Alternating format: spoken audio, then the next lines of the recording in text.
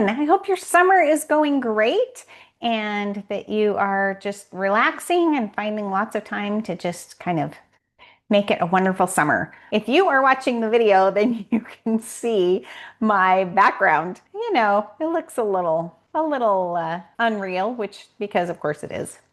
But I thought for today's topic, it would be perfect to have a palm trees and ocean kind of background. So it's all good. So our topic today is how not to be that guest at an all-inclusive resort. 10 things to skip if you want a smoother, more relaxing stay, and how to get better service too.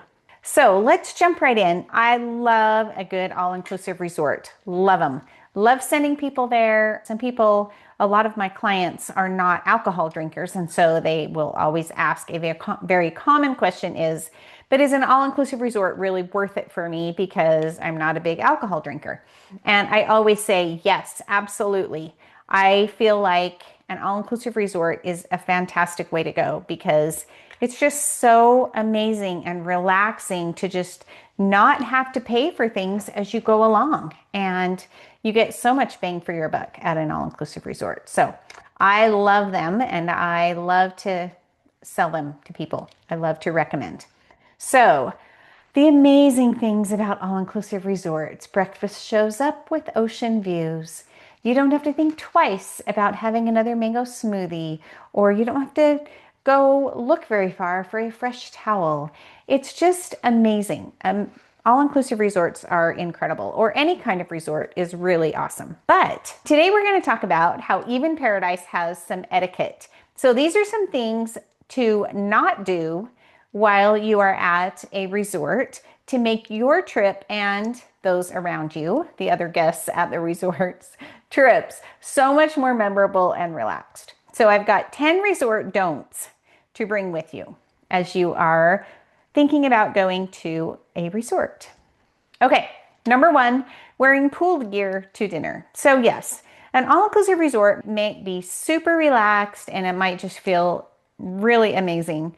But your cover-up is perfect for the beach bar, but not for those restaurants in the evenings. The restaurants are not super fancy. You don't have to, dress up in your ball gown or tux or anything like that. They're not formal like a formal night on a cruise ship sometimes can be, but they are a little more like resort casual or evening chic, that kind of thing. Often men should wear like a collared shirt. Women should wear just something, nicer like a skirt, or it doesn't have to be a dress or a skirt. It can be, some long, beautiful flowy pants or something like that. Just a little bit more dressy than what you wore to the beach that day. So don't forget to pack a few wrinkle resistant pieces that you can mix and match. And you don't have to bring like a whole new outfit for each night or anything as intense as that, but just bring a few things that you can wear throughout your week as you are dining in the evenings. Okay, number two, faux pas is skipping the tip. So what? I thought the resort was all inclusive and everything was all included. Yes, that is true. And you're fine to not tip if you decide not to, but tips are so appreciated. The staff goes above and beyond to make your stay just amazing and incredible, and they work super hard every single day. So it was really an amazing gesture to leave a few dollars for the housekeeping people, leave a small tip for the bartender, that waiter or waitress that brings you, some drinks by the pool or something like that. Just $1 here and there, a couple dollars here and there are just super appreciated and a really wonderful way to show your thanks. So make sure that you always bring a few dollars for tipping drivers or tour guides or things like that that are outside the resort, but also inside the resort. It's really a wonderful gesture.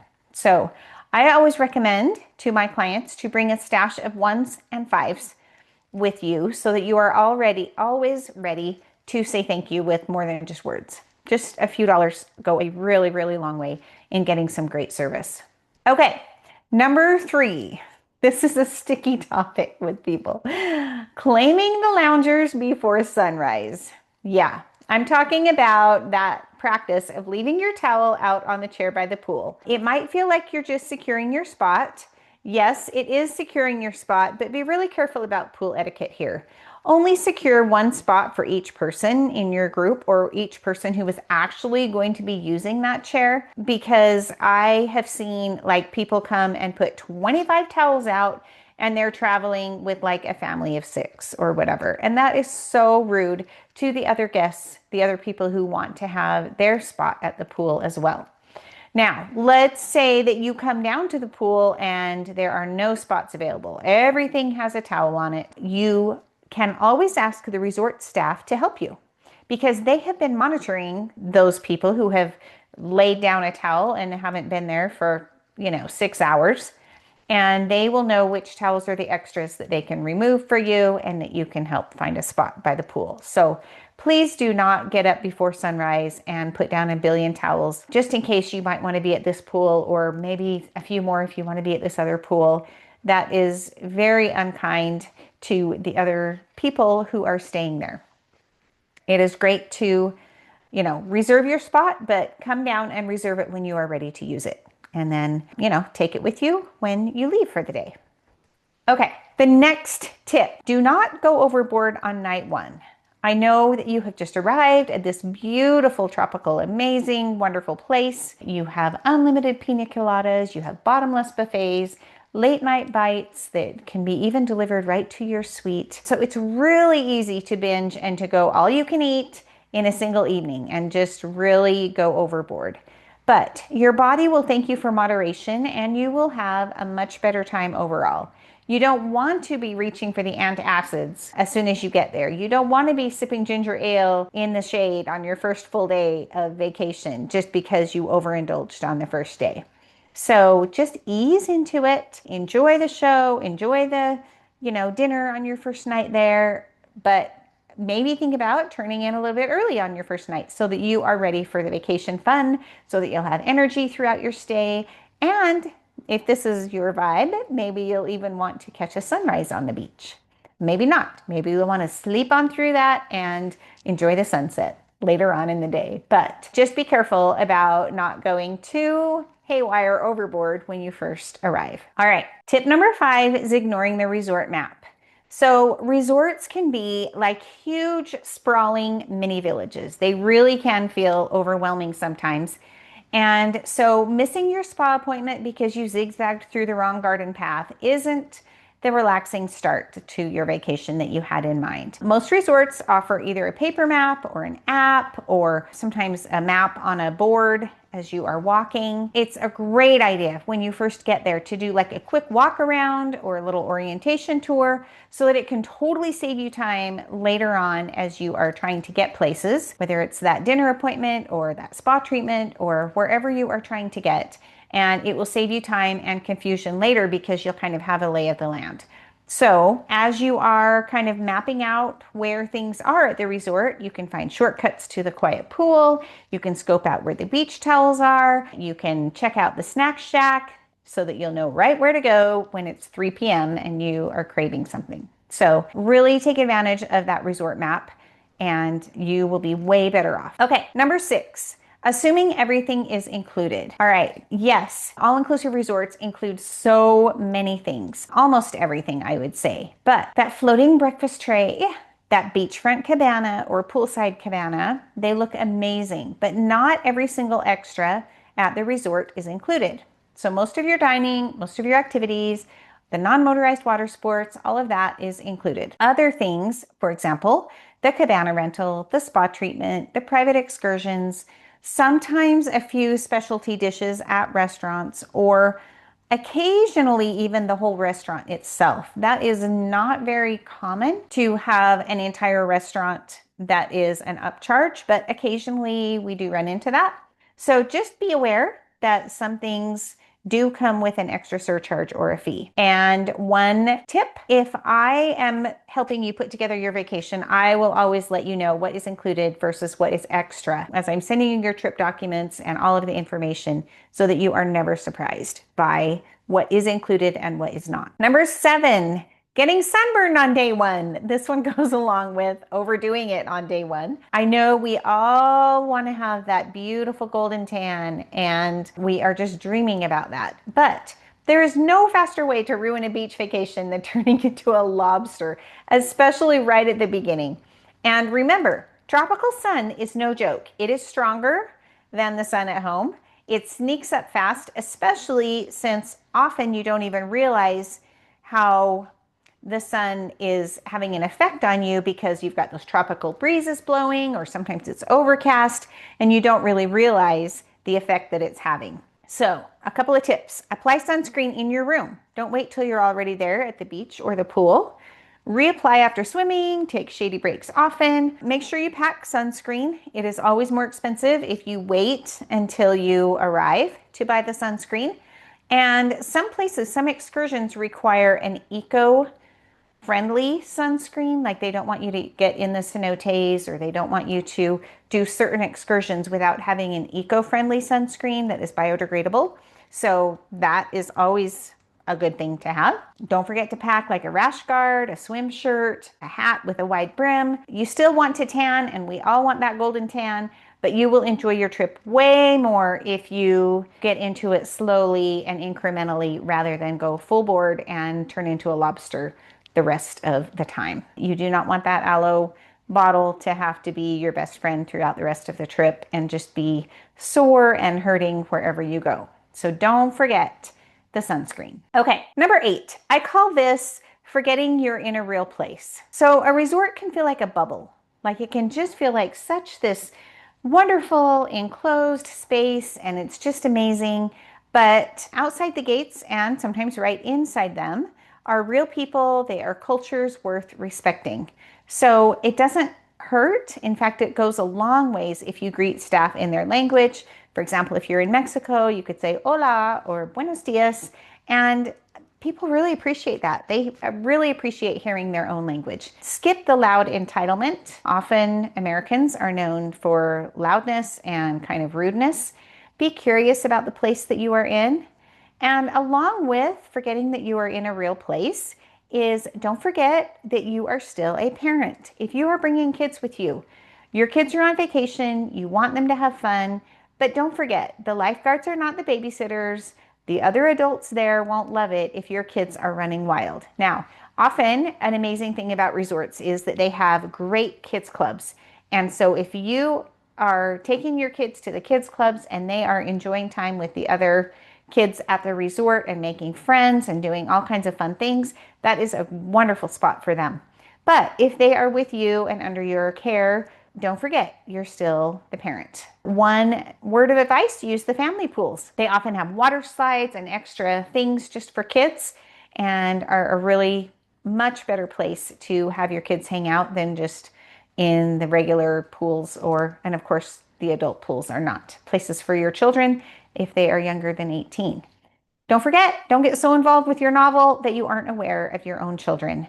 And so be aware both of the culture at the resort and greeting them and speaking kindly to them, and also be aware of your own kids and your own family. Okay, number 9, I call it leading with complaints. So, is your room not quite ready when you arrive? Did your ocean view include more garden than you expected? It really is okay to bring up concerns. It's totally great, but please make sure to do it kindly. Don't do it in a rude way or with a lot of drama, or like I was talking about in the last point. Don't do it with a lot of loudness and rudeness. The resort teams work so hard, and often, of course, they are in the burning hot heat all day long and all night long, and they have back-to-back guests that are always just coming and going. So if you approach them with grace rather than frustration, rather than anger, then that often makes all the difference in how quickly and thoughtfully you are helped. So just please be aware of the resort staff and how hard they are working. And even if they messed up on something, please don't react with anger if at all possible. Now, if you need my help, like if I have helped you with this trip and your ocean view room has no view of the ocean, all you're looking at is the rooftop of the resort or something like that, that is great. I would be happy to help you with resolving whatever issues that come up. The first point of contact is always the resort staff, because even if you contact me, the first thing I will say is, have you been in touch with the resort about this? And if I contact the resort about it on your behalf and, escalate it and say, no, they really aren't getting what they paid for and things like that, I'm more than happy to do that. And that is part of my job. And that is part of what I do for you. But the first thing that the resort always wants to know when I talk to them is, have they talked to us about this? Have we been made aware of this issue? So please start with the resort staff. That is always your first point of contact. And then if nothing is happening or things are really not working out, feel free to contact me, because that's what I'm here for. Don't forget, kindness is a superpower. A little bit of patience often unlocks perks, upgrades, or problem solving that a complaint never will. So if you are just always thinking about complaining, you're going to miss out sometimes on some of the great things that you could get. Okay, number 10, I call this taking over the vibe. So I've talked about this a little bit in the past couple of points, but we all know that person that is so annoying. They're playing music from their own personal speaker at the beach. They're yelling over the swim up bar. They're taking work calls on a speakerphone while sitting in the hot tub. Like, they just are putting annoying aspects of their life into everybody else's space. This is what earbuds are for. People who are at resorts are trying to escape from the stresses of their life. They really want to escape from your noise pollution as well. So don't be that guest. Resorts are shared spaces. Enjoy, celebrate, connect, but remember that other people are there for serenity too. And don't be that loud, obnoxious person that is putting all of your stuff into their space. When in doubt, lower the volume, take your calls in private, and let the setting that you are in just really speak for itself and do the entertaining. And of course, often there are pools or spaces that are more loud and noisy and for the party goers, and there are others that are more about the serenity and just chilling. And so hang out in the space that appeals to you the most, but don't overshare your own noise or unnecessary music or yelling or things like that. Okay, so those are my 10 things about staying at resorts. I would love to hear from you. If you have an etiquette tip at a resort or a faux pas that other people do that drive you nuts, I would love comments or shares what you have experienced. Or maybe you have even been somebody that has actually done one of these things, that you didn't know something and so you just accidentally did something that you didn't know was a faux pas. So I would love to hear about it if you have some ideas or tips. Otherwise, I hope you have enjoyed this and learned a little bit, and we will talk to you in a couple of weeks. Thanks. If you've enjoyed this podcast, I would invite you to like, share, or leave a review. Let's help grow our wellness travel community.